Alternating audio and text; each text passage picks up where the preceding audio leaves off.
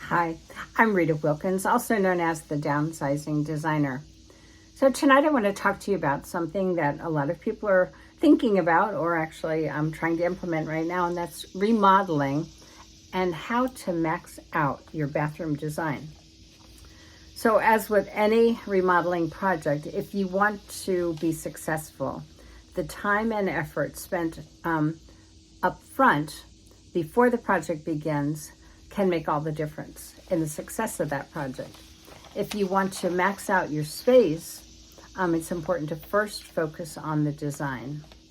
So as a designer for over 35 years, I know people are very anxious to get out there and look for the beautiful finishes and cabinets and all of that.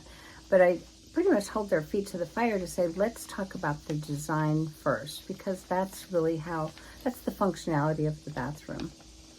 So if you want to max out that space, you have to first focus on the design, on what's possible for your bathroom, either within the existing walls or possibly expanding the bathroom footprint into adjoining areas.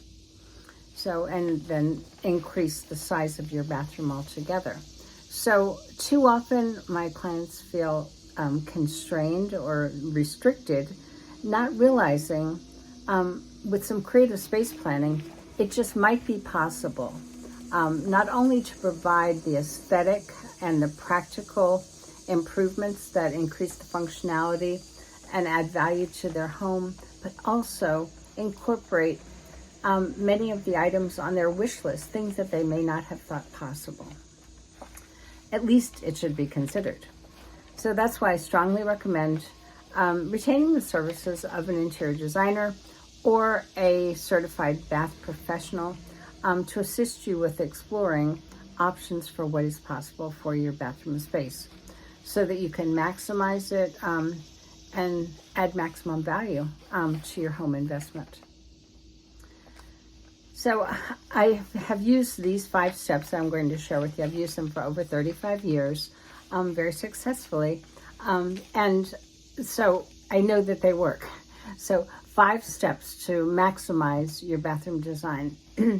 Number 1 is determine your wants, your needs, and your wish list of who's using that bathroom, when are they using, how are they using it. So if it's a couple that is in the bathroom every single morning at the same time, that is one thing. I mean, are they arguing about, who left what on the countertop or who left the dirty towel, whatever it is. And then another one might say, well, I would love to have a shower. Another one says, well, I like those long baths. So everyone is different, and we have to listen to the wants, the needs, and the wish lists of those clients. So the second step is to document the existing space on a blueprint, one that you can trust. So you measure and you document the existing plumbing locations, within the walls, and then you want to also look at other areas around that space to see what else is available and measure those as well. So when you do document the plumbing location, ideally we could reuse that same plumbing location because that does cut costs on the remodeling. So the third step is to explore what's possible. So by looking beyond the existing bathroom walls and that existing footprint, you're looking for unused or poorly used adjoining spaces. So by that I mean never used dressing areas and makeup tables in some of the older homes. I still see those, and there's quite a bit of square footage allotted to those. And when they're never used, that's a perfect space to consider bumping into. Another one would be guest closets that are rarely used, or they're used for storage of boxes and things you don't even know what's in them. So that would be a consideration too of poorly used space.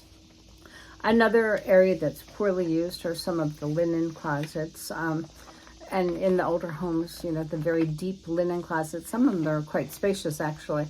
So is that a part of the footprint that you could possibly use?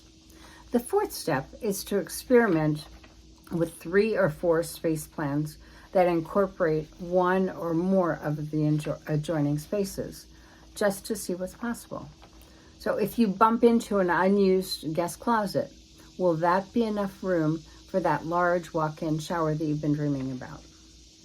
Or if you bump into that never used dressing area / makeup room, will that be enough space to then have the his and her vanities and his and her storage that prevent those morning battles? And the fifth step is to select one or two of those designs that best suits your wants, needs, and wish list, and then to obtain preliminary budget numbers to evaluate the feasibility of the project. So I'm sharing these 5 design steps that I've used for over 35 years because I know they work. And while each space that I work on is unique, and while each client is unique, it's well worth the time up front to explore the various options to see what's possible and what's feasible, so that you can then incorporate some of those wish lists, or maybe as many wish list items into the list. So no matter what, remodeling a bathroom is an investment, so why not try to max out your bathroom design? So if you are remodeling, if you're interested in learning more about our interior design services, you can reach out to me for a complimentary 30-minute call at Rita Wilkins at ritawilkins.com. Have a good night.